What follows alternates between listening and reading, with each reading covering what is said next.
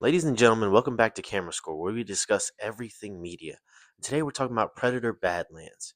This film was actually surprisingly good.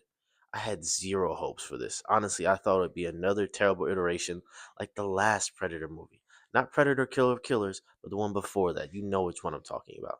But this was actually a really surprising good film. The way that they carried out the entire caveman roots and using the things around you aspect was very, very cool. So let's first start with the positives, of which there are many.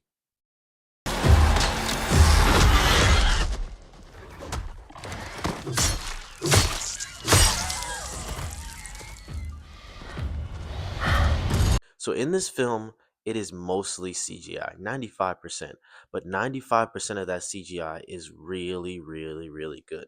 There's a few moments where it kind of is iffy, but for the main character to be one speaking a language we don't understand, so it's subtitled, and then on top of that, their face is moving in such a weird and curious way that is a little unsettling at times, but it looks really, really good. And on top of that, the details, the textures, the blood, their blood being neon is probably a challenge because you have to backlight and glow other things throughout the film. But the way that they do it is really, really nice. You can tell that the visual effects were planned out and there was some form of motion capture because all the movements look fluid. The characters move in unison, their interactions do not look weird. That is a really, really great aspect. Another great aspect is the story. It's been done before, but never with predators. It's the whole my tribe thinks I'm weak and I have to prove it to them. But then there's also the aspects of using your environment and your surroundings to your advantage to overcome a challenge not previously overcome. And the last aspect is learning to be different than what you've been taught your entire life. He's been taught that strength is power, a common concept in a lot of media. But in this film, he rebels against that idea. He still has strength, he still utilizes those around him, but he learns to move as a unit, a wolf pack, as you'll see when you see the film. And that is a really cool concept, done before again, but the way it's implemented here and this iteration with predators and Wayland Yutani, the corporation trying to get over on the entire galaxy, is really, really cool, especially having it be this IP that we've seen before and done in this way. The way that he moves, the way that he fights, you can tell, like I said, that they use motion capture and that they had these things coordinated probably weeks, months in advance. It is very cool that the way that they use these visual effects, added to the storytelling. And the last thing that I really, really loved was the characters. There's not a lot of characters in this. I mean, there's a creature that you can't understand. There's the Wayland Yutani synth, I guess they call them. And then there's the Yautja, the predator, as we know them. And it's mainly these three. Honestly, mainly the two. But it is really cool how they implement the growth of these characters, how even these side characters contribute, whether they look the same or not. It gives a kind of clone trooper Star Wars effect where they all look the same, but their personalities are very, very different. I really enjoy the way they give them these small, subtle moments that contribute to them learning things, things that aren't necessarily stated, but you can see it in their emotion. How does something with the mouth of a Yautja have emotion? I don't know, but they managed to pull it off here. It really, really works well, and I think it flows together in an amazing way. And with these visual effects, with these characters, is amazing, amazing action sequences. That laser sword that the Yautja have, the combat between him and his father at the start, including his brother, it's just really, really well done. That's why I say I know there's motion capture because this choreography is complex, it's difficult, and it does not look right if done completely by CGI animation. We haven't reached that level of technology. But hey, I might be wrong. Maybe they did do it in some revolutionary way. But based on my understanding, they definitely had some type of motion capture choreography work going on, and that shines bright, super bright throughout the entire film.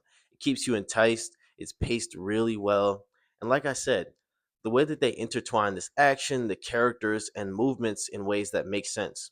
At the start of this, he's the Yautja with, all of the technology, all the access. He's trying to get his cloak. He doesn't have that yet, but he does have an insane technological arsenal that they've been shown to have throughout the other films.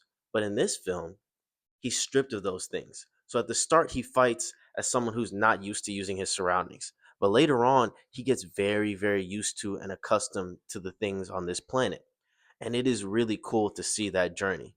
Again, something that is not the first time I've seen it, but in this iteration, it is very, very nice. I even love how they strip him of those things at the very start of the film, make him be in the world and make him have to require help from the tool, as he calls it. And it's really cool to see him break off from what is traditionally taught to him and learn new things and pick up a tribe of his own, a clan of his own. It is really, really cool throughout the film. And keeping with that CGI, the visuals are very, very good. There's the CGI aspect, but then there's just the cinematography, the movement of the camera, and just the way that the light shines in this planet, and the way that they display a lot of the organisms and creatures that he goes up against. It's almost like Nat Geo combined with Predator, and I love both of those things. The way that you're discovering these new creatures in the world, and you have the Wayland Yutani robot to guide you through what's going on. It really did feel like a Nat Geo episode, like a after Earth exploration of what could possibly be with razor grass and these vine like creatures that hunt you and take away all your tools because they're intelligent enough to do so.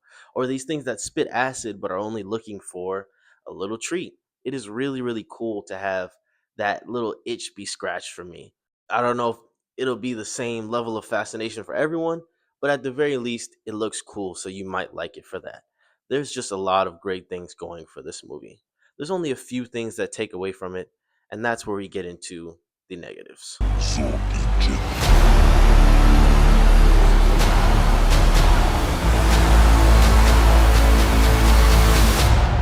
Det Jedi-Light-ish.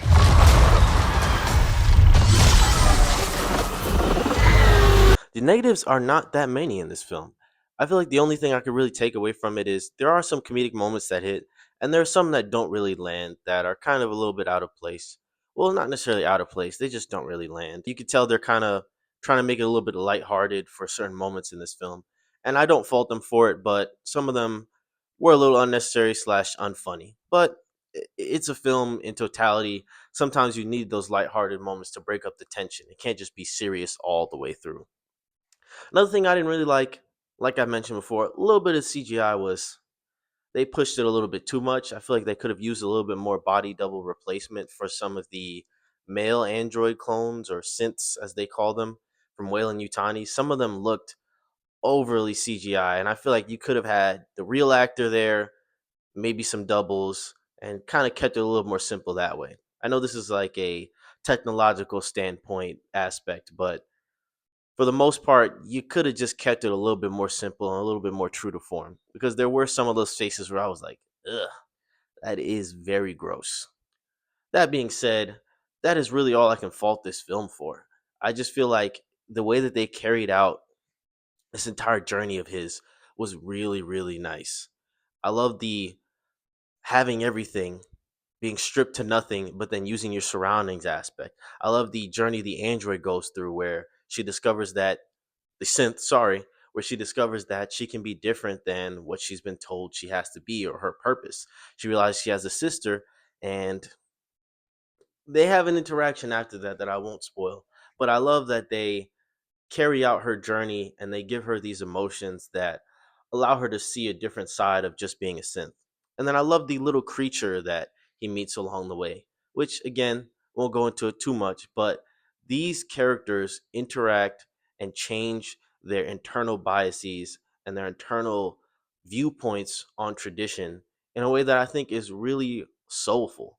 And that's funny to say for something that has four claws on the outside and like two mouths essentially. But I'm just here for the camera score.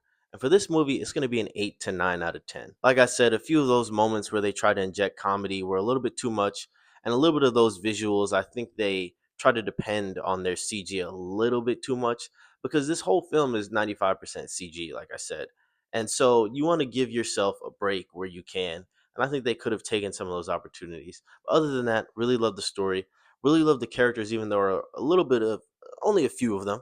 But I also really loved a lot of the visuals and action in this film. Definitely go see this. It is worth a watch.